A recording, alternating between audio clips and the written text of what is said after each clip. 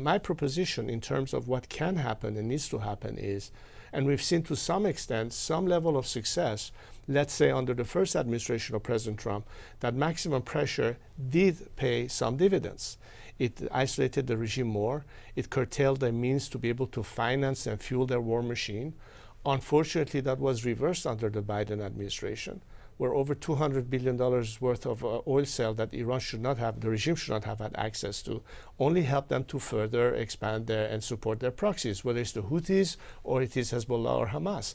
And this is not a coincidence that as a result of that, the regime felt invigorated and continued that path.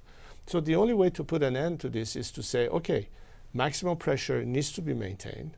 I hope that Europe finally would enlist the IRGC as a terrorist organization. Just last week, elements were trying to attack the Israeli embassy in London.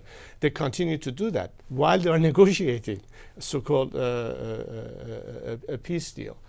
And maximum support for the people is a critical element here. Because for those sitting outside says, well, how can change happen? I go back to what I said in my first question.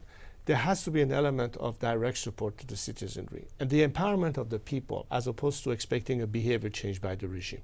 That's the ultimate paradigm shift and readjustment of foreign policy when it comes to countries from the outside looking at the region and the role Iran play.